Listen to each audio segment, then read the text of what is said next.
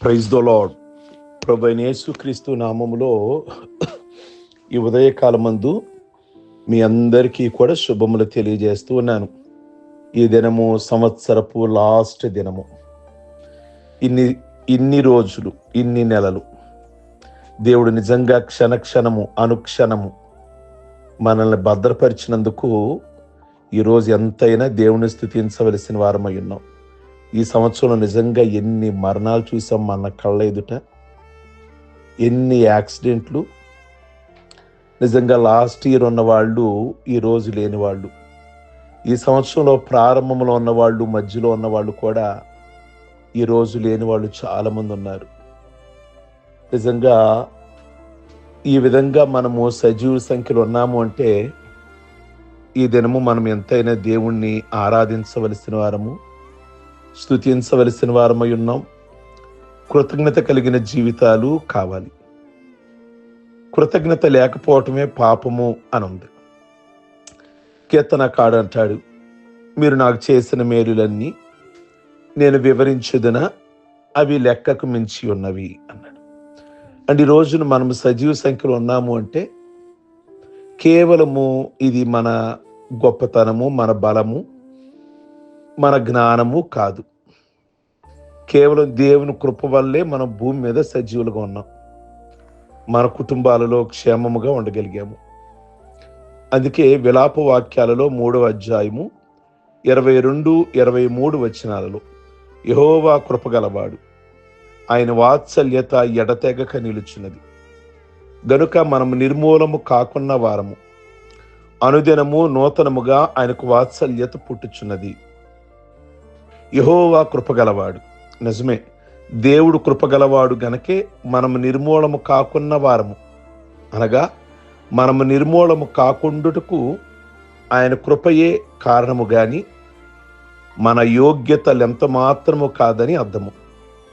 యెహోవానైన నేను మార్పు లేని వాడను గనక యాకోబు సంతతి వారైన మీరు లయము కాలేదు. మలాకి 3:6 ఉంటుంది.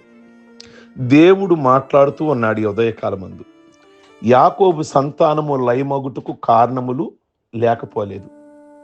పెక్కు కారణములు ఉన్నవి కానీ, అంటే ఎన్నో లోపాలు ఉన్నవి కానీ, దేవుడు కృపగలిగిన వాడు గనక ఆయన వారిని లయం చేయలేదు. వారు నిర్మూలము కాక జీవించుచున్నారు. ఈ విషయమును నెహెమ్యా ఒప్పుకుంటున్నాడు.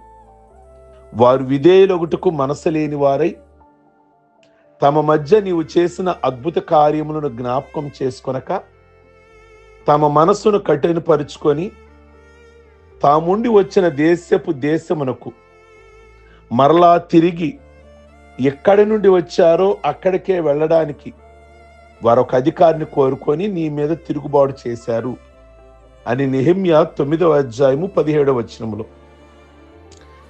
ప్రియ దేవుని బిడ్డలారా, ప్రభు దీర్ఘశాంతుడు, బహుకృపయు కలిగిన వాడు. అందుకే మనలను ఎక్కడా విసర్జించలేదు, విడిచిపెట్టలేదు. కనుక ఈ ఉదయకాలం ముందు మీరు గమనించాలి, మనము లయం అవ్వలేదు ఈ సంవత్సరం అంటే కేవలము ఆయన కృప ఉన్నది. ఆయన వాక్యమునకు విధేయులవ్వాలి. ప్రియ దేవుని బిడ్డలారా, శరీరానుసారమైన మనస్సు దేవుని ధర్మశాస్త్రానికి లోబడదు, ఎంత మాత్రము లోబడదు అంటాడు రోమాపత్రికలో. కనుక వారు తమ మధ్య చేసిన అద్భుత కార్యములను జ్ఞాపకం చేసుకొనక, అనగా మరిచిపోయిరి. ఎంత విచారము! ఇశ్రాయేలు గురించి రాయబడిన మాటలు అక్కడ. దేవుడు ఎన్నో అద్భుత కార్యాలు చేశాడు.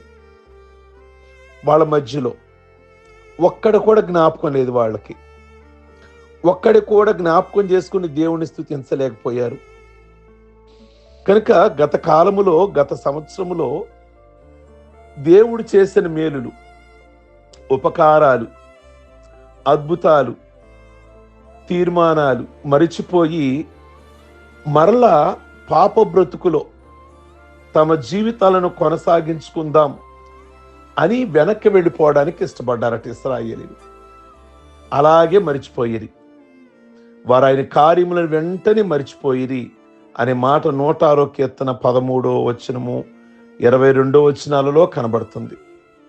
కనుక ప్రతి ఒక్కరి పట్ల ఈ ఉదయకాలమందు ఈ మాటలు వింటున్న ప్రతి ఒక్కరి పట్ల ఆయన ఉపకారము, ఆయన మేలు చేస్తూనే ఉన్నాడు. ప్రియ దేవుని బిడ్డలారా, అందుకే దావీదు మాత్రం జ్ఞాపకం చేసుకుంటాడు, నా ప్రాణమా యెహోవాను సన్నుతించుము. ఆయన చేసిన ఉపకారాలలో దేనిని మర్చిపోవద్దు. అవన్నీ వివరించేదన లెక్కకు మించి ఉన్నవి. ఒక్కటా రెండా? ఒక్క దినములో చూస్తేనే ఎన్ని ప్రమాదాలు దేవుడు తప్పిస్తున్నాడో. బయటికి వెళ్ళిన వారు లోపలికి రాలేని పరిస్థితులలో ఉన్నాం. పడుకున్న వారు మార్నింగ్ లేవలేని పరిస్థితులలో ఉంటున్నారు. కానీ నిజంగా మనల్ని ప్రేమిస్తున్నటువంటి దేవుడు ఈరోజు మనం సజీవులుగా ఉన్నాము అంటే ఈ ఉదయకాలం మంది మనం అందరము కూడా మొదటగా దేవుని స్తుతించాలి. ప్రియ దేవుని బిడ్డలారా, ఇశ్రాయేలుకి ఆ మనస్తత్వం లేదు అట. కఠినమైన మనస్తత్వంతో వారున్నారు. ఎన్ని సంవత్సరాలు మారినా, క్యాలెండర్లు మారినా, డైరీలు మారినా, వస్త్రాలు మారినా, ఉద్యోగాలు మారినా, కానీ హృదయాలు మాత్రం మారకుండానే ఉన్నారు. వారి హృదయాలు పాత సంవత్సరంలో ఇంకా అలాగే ఉండడానికి ఇష్టపడ్డారు. కనుక నూతన సంవత్సరానికి సిద్ధపడుతున్నటువంటి మీరు కఠినమైన హృదయం నుండి, కృతజ్ఞత లేని మనస్సు నుండి బయటికి రావాలి. ప్రియ దేవుని బిడ్డలారా, ఈ ఉదయకాలమందు ప్రభు చెప్తున్న మాట ఏమిటి అంటే, ఇదిగో నూతన హృదయము, నూతన బుద్ధిని నేను మీకు ఇస్తున్నాను. కనుక అవిధేయంగా, కృతజ్ఞత లేని స్థితిలో, ఉపకారాలు మర్చిపోయే స్థితిలో, కఠినమైన మనసుతో పాత పరిపాలన లోకములో ఉండే మరల ఆ పరిస్థితి రావద్దు అని ఆ నెహెమ్యా కూడా తన గ్రంథంలో తెలియజేస్తున్నాడు. అనుదినము ఆయనకు నూతనముగా వాత్సల్యత పుట్టుచున్నది.